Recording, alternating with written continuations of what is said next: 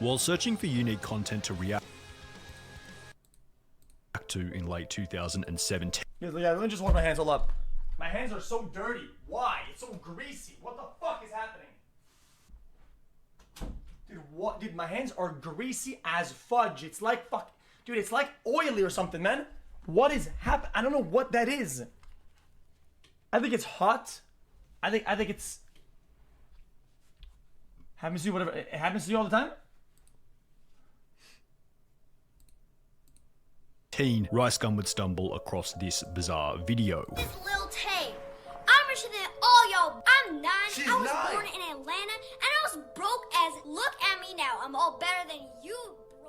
After being featured on Rice Gum's channel, the girl in the video would identify herself as Lil Gucci Taylor and respond to Rice Gum in yet another video. He dropped a video on me, so today we be reacting to that. Spotting a consistency in her strangely hilarious attitude, people began to ask questions about her story. Was this a genuine expression of her personality, or was she being forced to say these things by another family member? The audience would eventually get the answers to each of these questions, however, in the process, would also be met with allegations, court cases relating to the distribution of Lil Tay's money, and the complete deterioration of her family's public image. What about the millions of dollars you stole? Real mature, Chris. You're gonna act like you're the right. Revealing one of the most tragic stories on the topic of childhood fame. After being discovered by Rice Gum, as previously mentioned, her notoriety. Guys, wasn't she on a Vine?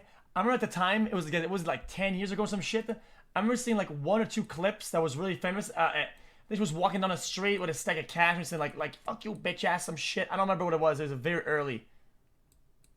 I remember seeing this though, guys. I know what format it was though. It's such a long time ago. And owing to this newly found level of social media success, the degree to which she would flex her wealth slowly escalated with each and every new YouTube video. Lil Tay would also create an Instagram account where she would once again begin to post photos and videos displaying how rich she apparently was. I'm only 9 years old. I ain't got no license, but I still drive this sports car. Your favorite rapper ain't even doing it like Lil Tay. Which is where her popularity would absolutely explode. Only 2 weeks after making her Instagram account, Lil Tay had gained 1.2 million followers with less than 10 photos. This girl, Lil Tay, has like 500,000 followers on Instagram. 700,000. She just went up by 300,000 subscribers in one day. A level of fame that granted her access to a load of other huge celebrities. Like she's hanging out with Whoa Vicky, who's just trash. That's all it is, right? Yeah. She would post photos with Chief Keef, XXXTentacion, Lil Pump, and would even appear in a video where Bad Baby was attempting to fight Whoa Vicky. Okay, but yes! All of these events continue to push Lil Tay further and further into the mainstream. Wait, who is Lil Tay? Wait. Lil Tay is a 9-year-old girl who is famous now on the internet for showing all the money she has and all the things she buys. All while her apparently insane lifestyle continued to escalate. She displayed nicer and nicer cars. Lil Tay just copped a brand new Ferrari. While bragging about how she had gone from living in the hoods of Atlanta to living in the hills. When I was 6 years old, I lived in Atlanta. And I was broke, and now we be living in the hills. See that view? Y'all don't have that view. This video about her living in the hills would go on to gain the attention of Jake Paul, who would invite her to the Team 10 mansion for an interview. Invite Lil Tay to my house, to the Team 10 mansion, where she would answer numerous questions, including her thoughts on Rice Gum, the person who had made her famous in the first place. He is irrelevant. He's trying to get clout. Guys, what about the parenting and all this? I think it's kind of weird to watch this, guys. I feel like if you take another concept where the person isn't as out there and crazy and act like an adult, where you say, "Yo, guys, I'm about to invite this because this creator guy, she's 8 years old. I don't know. I don't know. It seems kind of weird to say. Am I crazy? Guys, am I crazy? It seems kind of weird to say it, is it not? After noticing that Lil Tay was getting involved in interviews, she would be invited onto the Zach Sang show, where she would be asked, "Does Lil Tay want to change the world?" I mean, I kind of already did. While once again maintaining the narrative that she was a 9-year-old millionaire. How many cars do you have now? A little over 10. Wow. A little over 10. And how many houses? I mean, why are you even surprised? I'm the youngest flexer of the century. However, understandably, the audience was skeptical at best. How much of this is an act? This could be just some elaborate social experiment or prank of some sort. And I mean, come on. Of course the audience was skeptical. To have a 9-year-old acting this way, saying they used to be broke when they were 6, but they became a millionaire by 9, had to be a total joke. I guess I actually love this. Why do I love this, chat? Because I always say to you guys, the most mainstream guys, they don't see shit through anything, dude. And if they couldn't see shit through this, dude, it just goes to show that, dude, People are so fucking lost To these support days, this, dude. a lot of the early So I don't videos give a felt shit. forced and Did acted. roll them, milk them, did troll them. I don't give a shit. Do what you have to do, man. Yeah, As an I example, support when she it. I'm went to sorry. meet Jake Paul, you can tell that she's trying not to laugh. My house is like way. I mean, it's lit and all, but my house is way bigger than yours. Oh. In addition to this, you can see the cameraman and the driver of the car both smiling and laughing behind the camera. One thing was assumed by almost everyone. The whole thing was an act. But there were still so many unanswered questions. Who came up with the idea? How were her parents involved? What was the overall goal of the persona? With such a huge following and so many invested into figuring out the details behind her story, it was only going to be so long before people began to discover the truth. In May 2018, only 5 months into her journey as the youngest flexer of the century, Lil Tay would be exposed for who she really was. Lil Tay's big brother, who's like 16 years old, is the one that is controlling her and telling her what to say. On the 23rd of May 2018, Keemstar will post a tweet stating, Lil Tay being coached what to say by her brother. Sad. Lil Tay be popping on YouTube right now. You're gonna be like more ignorant. While no one was all that surprised to see that it was an act, many were surprised to see the brother being so aggressive while coaching her. Child abuse? Lemaire, this is actually so sad. I feel bad for that little girl. Yo, this poor girl. I always had this suspicion. Others thought that the whole thing was an even deeper conspiracy, being that the video had been leaked deliberately to add more fuel to the fire. Bro, why would this be filmed? What if getting caught was all a part of the plan? Honestly, they could just be doing this now for more attention. This was leaked by Lil Tay. Y'all stupid if you guys fall for this. Whether it was deliberate or not, one thing had been established. The whole thing had been confirmed as an act with her brother involved to some extent, and the news spread like wildfire across YouTube. Surprise, surprise, Lil Tay's internet persona is fake. Wait, guys, I want to get canceled here, chat, but how is that big of a problem? Unless it was done badly, whatever, guys. What? I mean, I don't know. It's like With Lil Tay's expose being so public, her former friend and fellow Flex. It's entertainment. It's entertainment. You making it. Were they really abusive? Does any proof of that? Guys, brother was 16. Guys, me and my brother used to record absolute fucking dumb shit. It was not abusive. We're just kind of chilling. It wasn't successful, but not, Vicky would post a video titled "The Truth About Lil Tay" and War Vicky, where she would confirm that the whole thing was being controlled by her brother. She'll know nothing about flexing. It's her brother that runs her account, and it's her brother that tells her what to do, and it's her brother in her ear.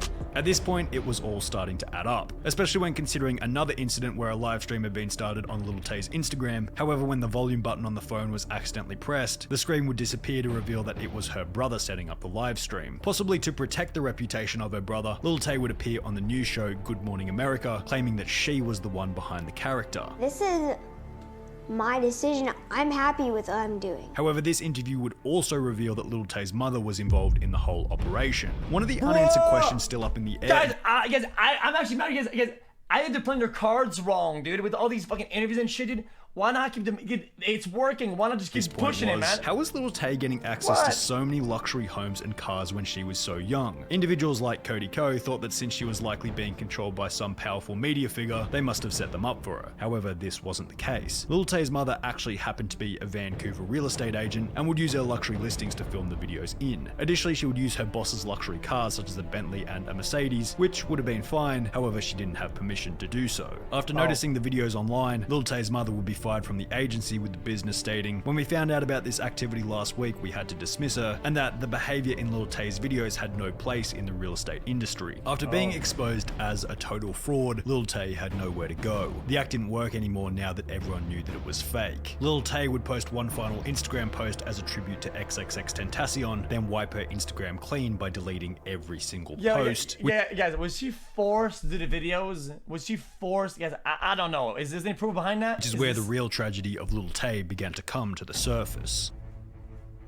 After remaining completely silent for approximately 3 weeks, a story would be posted to the Lil Tay Instagram page saying nothing but the 2 words, "Help me." It had been mentioned that the deletion of every post on Lil Tay's Instagram was the result of a rebranding strategy while she had been staying with a new manager in LA. Lil Tay is currently staying at her new manager's home in Los Angeles. His name is Diomi Cordero, and he deleted all of Tay's Instagram posts because he's planning to completely rebrand her. Was this story stating "Help me" just a new branding method to get people talking about her again? Whether or not it was a deliberate strategy strategy aimed at stirring conspiracy theories, this is exactly what it did. 9-year-old Instagram star Lil Tay deleted everything from Instagram and left a cryptic message. Controversial 9-year-old Instagram star sparks concern after deleting all her social media posts before sharing an eerie message saying "help me." Despite asking for help in the Instagram story, Lil Tay wouldn't provide any context, never actually specifying what it was that she needed help with. This seemed like confirmation that the help message was a publicity stunt, as a help message with no further information is completely useless to anyone reading it. However, 3 months later, Lil Tay would reveal the truth behind why she had posted the help me message. On the 22nd of October 2018, a post would show up on the Lil Tay Instagram page stating, "This was Lil Tay the last time she was happy. 2 hours before Christopher John Hope, her abusive absentee father who hasn't been in her life for years, handed her a court order forcing her to go to his home in Canada, in which she was constantly abused by Hope and his wife. He banned her off of social media because he was afraid she would expose the truth to the world, the truth of what he has done and hasn't been punished for. For the past few months, he's been trying to destroy Tay and her mother's life for his own financial gain."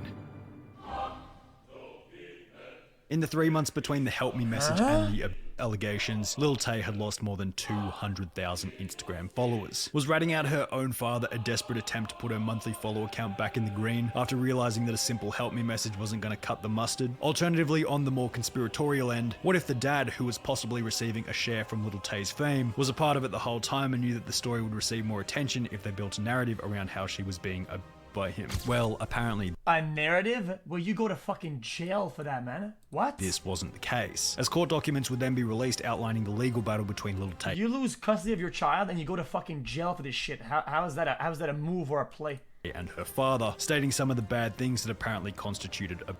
However, personally, I think some of the points just show that Lil Tay and her mother didn't actually have that much dirt on the father. Slammed the door on Tay's foot and broke her toenail when she was angry at Tay. Asked Tay to bake for herself and Tay's fingers got burnt. Chris Hope often made Tay watch scary movies. If you ask me, none of these really constitute abuse and could easily be dismissed as accidents, standard childhood experiences, and overly embellished attempts at discrediting the father. Lil Tay's dad would then go on and make a public statement about why he had taken Lil Tay. When my daughter's social media began to go viral this year, I disagreed with most of the social media activity. I took legal steps to stop things which I felt were dangerous to her physical and mental health and to her future. The issue with this whole thing was that every situation could have easily been reinterpreted to fit Lil Tay's narrative. Lil Tay has no money left to pay lawyers for fighting for her freedom. Her father has stolen everything from her. Was this just a dramatic way of saying that the father is taking control over her finances because, hey, maybe it's not the best idea to let a 9-year-old control hundreds of thousands of dollars she likely earned during her short time in the sun? Is forcing Lil Tay to wear broken and ripped shoes and socks to school not just a normal thing for a parent to do? What constitutes broken and ripped? Anything more than a week old, a month old, a year old? Where's the line? When I was in school, it was a status symbol to be wearing shoes that were literally falling apart on the playground. Yeah, dude, there's no shot that at that age you can even I don't know. I don't But know. apparently these days, it's abuse to send Lil Tay to school with broken shoes. The father is a lawyer in Vancouver. He doesn't seem to be just some no-name drongo that's trying to leech off his daughter's success. What However, the fuck? I could be wrong. Guys, I've lost the plot. What the fuck if this isn't happening anymore? Anything more than a week old, a month old, a year old? Where's the line? When I was in school, it was a status symbol to be wearing shoes that were literally falling apart on the playground. But apparently these days, it's abuse to send Lil Tay to school with broken shoes. The father is a lawyer in Vancouver. He doesn't seem to be just some no-name drongo that's trying to leech off his daughter's success. However, I could be wrong with this. Perhaps with a background in law, he's using his knowledge to ensure that he's entitled to a proportion of her earnings. But from his perspective, he stated, "Everyone else involved in the situation is motivated by money and the possibility of making money off of my daughter. I'm not fighting about money, I'm fighting for my daughter, for her happiness and..." Guys, I feel like if his goal was to make money, he wouldn't have stopped her from making the social media thing, because then she would make even more money at even higher rates. It's almost like maybe even attempt to protect the integrity of the childhood or some shit like that. I don't know. For her future. Approximately 4 months ago, after 2.5 years of complete silence on all social media, Lil Tay's brother would return to the Instagram account, announcing the commencement of the court case between Lil Tay and her father. 5 posts were uploaded, once again attempting to discredit the father and provide evidence that Lil Tay had been leaked. Accompanying the post would be a GoFundMe for Lil Tay's legal defense with a goal of $150,000. However, the fund would raise only $16,000. On one of the Instagram posts, it was stated by the brother, he can say in the press, I love her and I want the best for her, but anybody can say that. However, simultaneously, to apply the same principle, anyone can say this is not a marketing scheme. How do we know that this $16,000 went anywhere near this apparent legal case? How do we know that these videos aren't 2 years old and are only being uploaded now to milk the final bit of Lil Tay's relevancy for money? Why did the GoFundMe start on the same day that the court case commenced? Wouldn't this mean that the lawyers were already in place? Wouldn't you have wanted the money in preparation for the court case? What evidence do you have that the court case even exists? The tragic tale of Lil Tay proves one thing and one thing only. You can say whatever you want on the internet. It's so simple to frame anything in your favor by simply making it a little bit dramatic with a few basic arguments. At the end of the day, Lil Tay is a character who is built on nothing but lie after lie after lie about who she really was. Why would there be any shit? Yeah, but these days, I guess, I'm gonna be honest, chat, it's all lies anyway, dude. If you can make something funny, entertaining out of it, dude, and entertains me, so be it. I don't really give a shit, to be honest. Lie after lie after lie about who she really was. Why would there be any shift from lying about who she was in every single post to suddenly telling the truth about what was happening in this court case?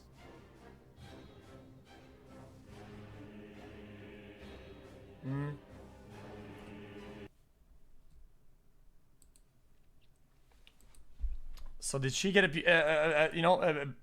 is there any abuse by the brother or the dad? It seems like it lacks substance. It seems that there's not like a proof or like messages or receipts. It seems that there's nothing behind it. It seems kind of all kind of made up. You know?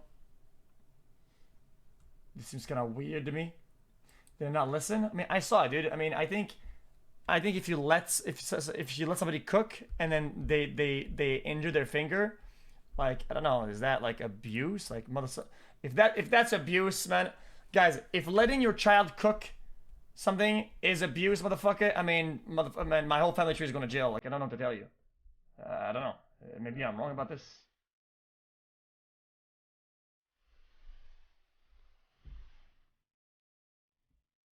I mean, I did.